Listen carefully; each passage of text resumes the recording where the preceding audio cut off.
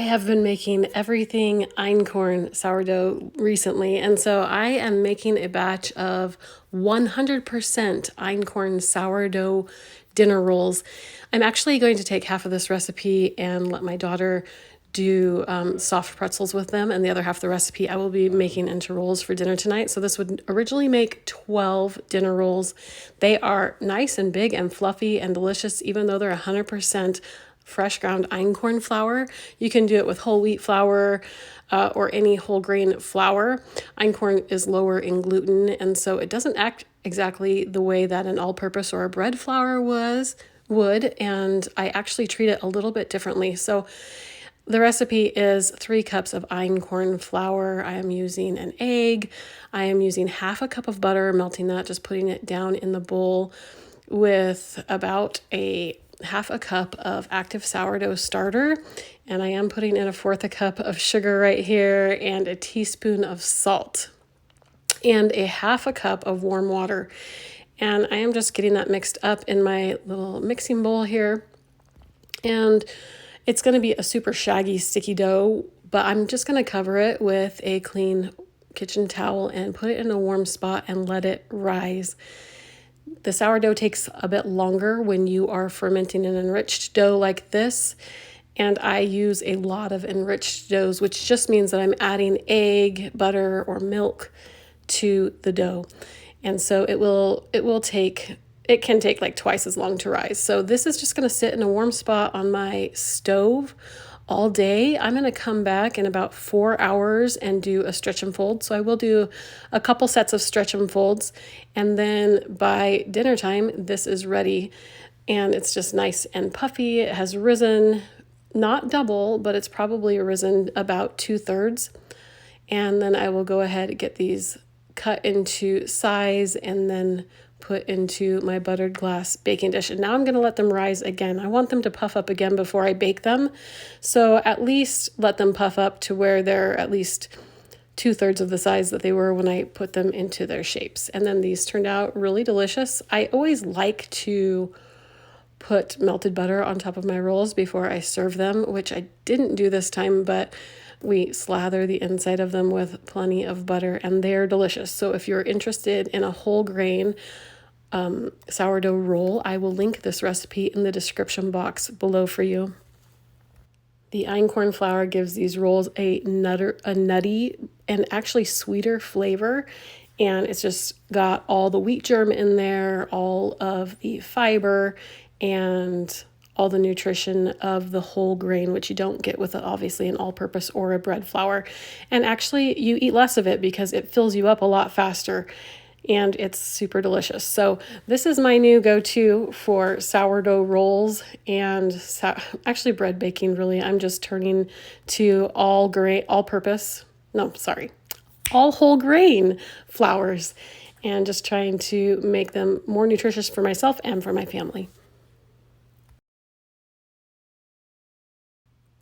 There is a farm in Teton, Idaho, which is probably about 5 hours from us here, and they grow einkorn organically and sell it online at einkorn.com. I am not getting paid from them at all, but I love the way they vacuum seal their einkorn berries in this metal type bag. Can't remember what it's called. They put an oxygen absorber in there, and then they put that in a sealed 5-gallon bucket. So these wheat berries will last for years like this, probably like 30 years. And then I just open them as I go. I order a flat of them, so I think I get 9 to 12 buckets at a time. I can't remember. And store those in my garage and in my root cellar. And then I just fill up this little jar on my counter and use it as I go. And I found that if you measure a cup of wheat berries, it gets a lot fluffier as you grind it. So you can't measure cup for cup fresh ground flour, but you can measure cup for cup, as I have found in my experience so far, the einkorn berries. So if I grind 2 cups of einkorn berries or wheat berries, you get about 2 cups of what would be all-purpose flour. So but I am using a kitchen scale cooking with this just to make sure that I am getting the exact amounts of flour. I am making a delicious einkorn cranberry orange loaf. So I'm cutting my cranberries in half because they cook best that way. And then I am going to dust these in a tablespoon of flour, and that just keeps them from sinking to the bottom of your loaf and helps them float in the batter so that they can stick a little bit better in place. And then I will fold these into the batter, but the batter is super simple.